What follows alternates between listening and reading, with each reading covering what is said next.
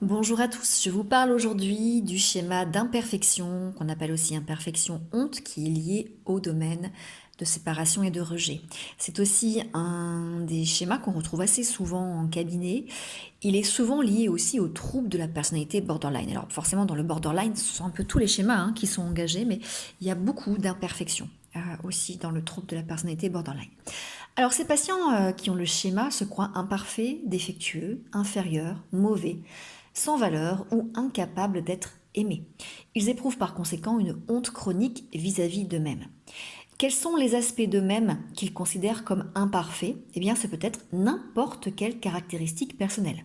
Ils pensent qu'ils sont trop coléreux, trop demandeurs, trop malfaisants, trop laids, trop paresseux, trop réservés, trop ennuyeux, trop bizarres, trop autoritaires, trop gros, trop laids, trop maigres, trop grands, trop petits ou trop faibles.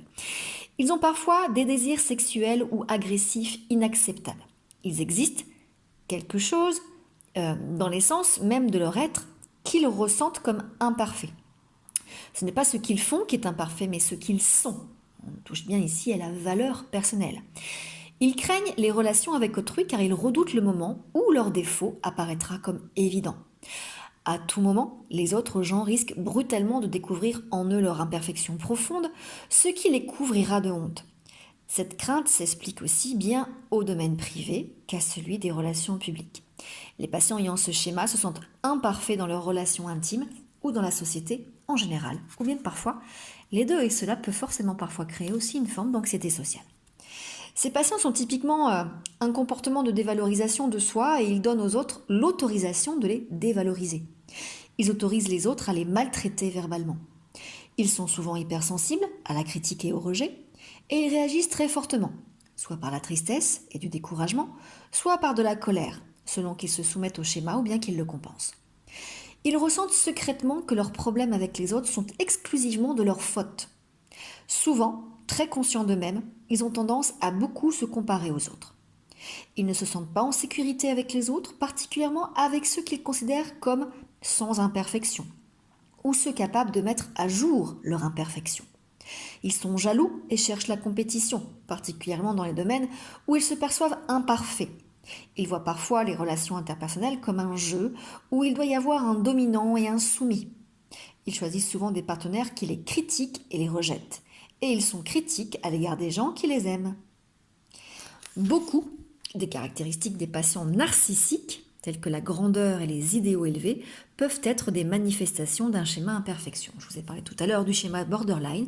On retrouve effectivement aussi ce schéma dans le trouble de la personnalité narcissique s'il est accompagné d'un schéma de droit exagéré, d'idéaux élevés, de manque affectif ou potentiellement de recherche de reconnaissance ou d'approbation. Ces patients évitent les relations intimes ou les situations sociales parce que les gens pourraient voir leurs défauts. En fait, nous considérons que le trouble de la personnalité évitante est une manifestation habituelle du schéma d'imperfection, avec un style d'adaptation principal qui est l'évitement. Donc, trouble de la personnalité évitante se traite aujourd'hui plus ou moins comme un trouble de l'anxiété sociale. Ce schéma peut également conduire à l'abus de substances, aux troubles alimentaires et d'autres problèmes plus graves. Alors, comment va-t-on accompagner ce schéma? Le but fondamental du traitement est d'augmenter l'estime de soi de ces patients.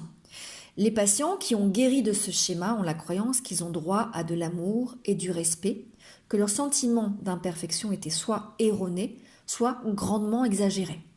Soit ils ont pris pour un défaut un trait de caractère qui n'en était pas un, soit ce trait de caractère n'est qu'une simple restriction, beaucoup moins importante qu'elle ne leur paraît. De plus, le patient est souvent capable de corriger le défaut. Mais même s'il ne peut le corriger, cela ne renie pas sa valeur en tant qu'être humain, sa valeur personnelle. Il est dans la nature des êtres humains de présenter des défauts et d'être imparfaits. Cela ne nous empêche pas de nous aimer ou d'être aimables aux yeux des autres. Les patients qui ont guéri d'un schéma d'imperfection se sentent plus à l'aise avec les gens qui les entourent, ils se sentent moins vulnérables et moins exposés à des risques. Ils ont davantage envie de créer de nouvelles relations. Ils n'ont plus autant tendance à se surveiller lorsque les autres leur prêtent attention.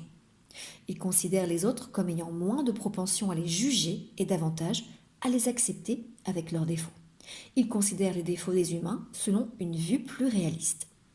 Devenus plus ouverts aux autres, ils cessent de leur cacher autant de leurs pensées et de leurs aspects personnels. Ils sont capables d'avoir d'ailleurs une notion stable de leurs valeurs personnelles, même lorsque les autres les critiquent ou les rejettent. Ils acceptent plus spontanément les compliments et ils n'autorisent plus les autres à mal les traiter. Moins sur la défensive, ils sont moins perfectionnistes vis-à-vis d'eux-mêmes et des autres. Et ils choisissent des partenaires qui les aiment et qui les traitent bien. En résumé, ils présentent moins de comportements d'évitement, de soumission et de compensation vis-à-vis de leur schéma d'imperfection ou de honte. Alors les problèmes spécifiques que l'on peut rencontrer, c'est que beaucoup de patients ayant ce schéma n'en sont pas conscients. Beaucoup d'entre eux évitent ou compensent la douleur de ce schéma qu'ils veulent éviter d'éprouver. Les patients à troubles de la personnalité narcissique sont l'exemple d'un groupe de patients à haute probabilité d'avoir un schéma d'imperfection et à faible probabilité d'en être conscients. Les narcissiques se laissent souvent prendre à entrer en compétition avec le thérapeute ou bien à le dévaloriser plutôt que de travailler à changer, à leur propre changement. Les patients ayant un schéma d'imperfection dissimulent de l'information à leur sujet parce qu'ils se sentent gênés. Il peut s'écouler beaucoup de temps avant qu'ils n'acceptent de partager totalement leurs souvenirs, leurs désirs, leurs pensées et leurs sentiments. Ce schéma est difficile à changer.